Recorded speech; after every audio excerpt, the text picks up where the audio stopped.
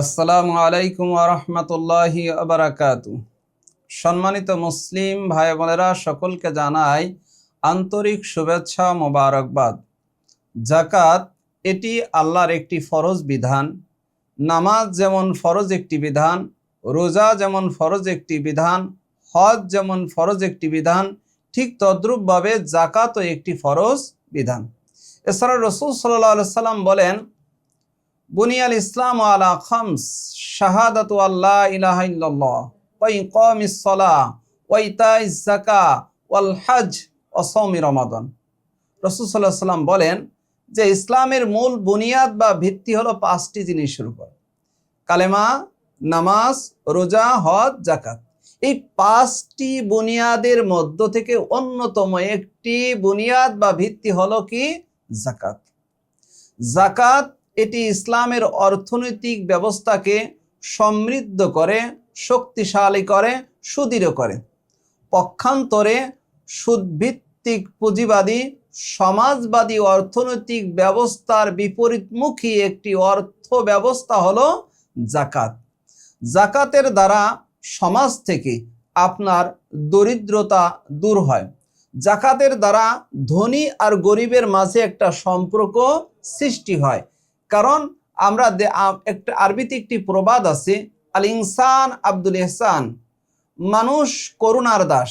অর্থাৎ যাকাত দাতা যখন যাকাত দেবে, গরিবরা যখন এই যাকাত পাবে, তখন ওই গরিব আর ধনী ব্যক্তির মধ্যে একটা সম্পর্ক সৃষ্টি হবে, যে সম্পর্কের কারণে আপনার দুনিয়ায় চলাটাও ধনী ব্যক্তির জন্য অনেকটা সহজ হয়ে যাবে। আর আমরা দেখি যে দানশীল ব্যক্তি, যেই ব্যক্তি দান করে, দানশীল ব্যক্তির প্রতি মানুষের একটা ভালোবাসা সৃষ্টি হয়। দানশীল ব্যক্তি আল্লাহর নিকটবর্তী হয়ে যায়, দানশীল ব্যক্তি জান্নাতের নিকটবর্তী হয়ে যায়। পক্ষান্তরে যেই ব্যক্তি হয় বখিল, তার থেকে সমাজের মানুষ দূরে থাকে, আল্লাহ তার থেকে দূরে থাকে, জান্নাত তার থেকে দূরে সরে যায়, জাহান্নাম তার নিকটবর্তী হয়ে যায়। তাহলে যে যখন আপনার ধনী ব্যক্তি যখন যাকাত দিবে, তখন ধনী আর গরিবের মাঝে একটা সম্পর্ক সৃষ্টি হবে, বন্ধন সৃষ্টি হবে। যাকাত দেওয়ার দ্বারা আপনার সম্পদ পবিত্র হয়। আপনার সম্পদ পবিত্র, আপনি যদি যাকাত আদায় না করেন তাহলে আপনার সম্পদ পবিত্র হলো না। মানুষ যেমন আপনার কোনো অপবিত্র জিনিস, নাপাক জিনিস যদি খায়, তাহলে তার পেট যেমন নষ্ট হয়, পেট খারাপ হয়, ঠিক তদ্রূপভাবে যদি কোনো ব্যক্তি যাকাত আদায় না করে যদি তার সম্পদ সে একা ভোগ করে, গরিবের হক যদি আদায় না করে, তাহলে এই সম্পদ তার অনেক বড় কাল হয়ে দাঁড়াবে। এই সম্পদের কারণে অনেক বড় বিপদের সম্মুখীন হবে, অনেক বড় বিপদ হবে, এমনকি মারাত্মক অসুখও হতে পারে। তাহলে যাকাত দেওয়ার দ্বারা মাল কি হয়? পবিত্র হয়, সম্পদ পবিত্র হয়। আবার দেখেন, যাকাতের একটা অর্থ হলো বৃদ্ধি পাওয়া। যাকাত শব্দের অর্থ কি? বৃদ্ধি পাওয়া। যে যাকাত যদি কোনো ব্যক্তি, যাকাত দাতা যদি যাকাত আদায় করে, তাহলে তার সম্পদ বৃদ্ধি পাবে।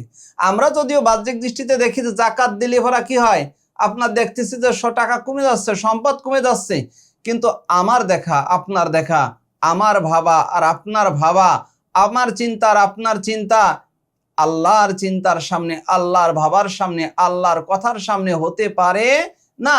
কারণ আমার দেখার মধ্যে ভুল থাকতে পারে, আল্লাহ যেটা বলবেন এটাই কি সঠিক। তাহলে আল্লাহ যেহেতু বলছেন যাকাত দিলে সম্পদ বৃদ্ধি পায়, তাহলে অবশ্যই এই কথা বিশ্বাস করতে হবে যে যাকাত যদি আদায় করা হয়, যাকাত যদি ঠিক মতো আদায় করা হয়, তাহলে অবশ্যই অবশ্যই আপনার সম্পদ বৃদ্ধি পাবে। তাহলে আসেন, আমরা যারা যাকাত দাতা, আমরা প্রত্যেকে আমরা কি করি? যাকাত আদায় করি। এখন যাকাত দাতা কারা? কি পরিমাণ সম্পদ হলে তাকে যাকাত দিতে হবে?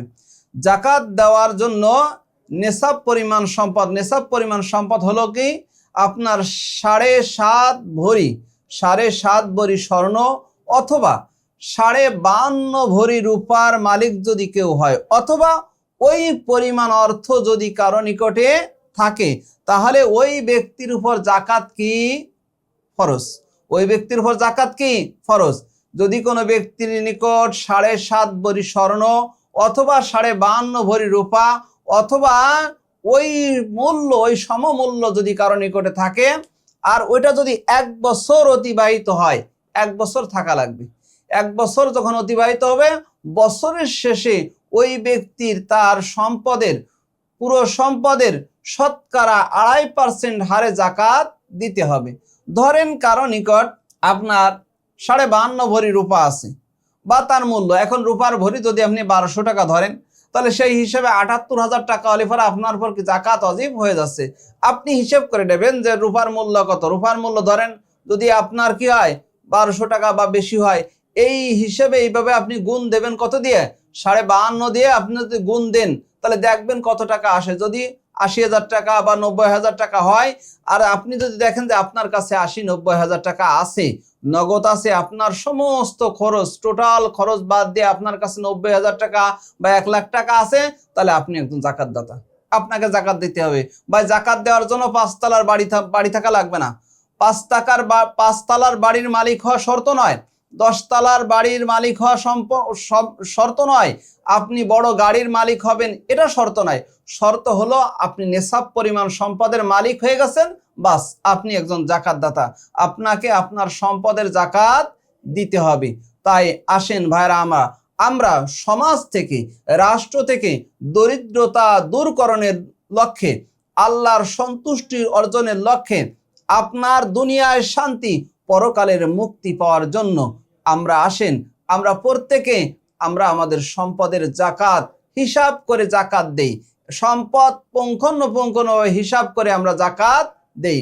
আর একটি কথা, যদি আমি সম্পদের হিসাব না করে যদি জাকাত দেই, আমি যদি বেশিও দিয়ে ফেলি, তাও আমার জাকাত আদায় হবে না। তাই আসেন, আমরা জাকাত দেওয়ার পূর্বে আমরা আগে আমাদের সঞ্চিত সম্পদের হিসাব করে নেই। হিসাব করার পরে টোটাল সম্পদের শতকরা 2.5% হারে আমরা জাকাত দিব। ধরেন যদি আপনি 1 লাখ টাকার মালিক হন, তাহলে আপনাকে ওখান থেকে 2,500 টাকা আপনাকে জাকাত দিতে হবে।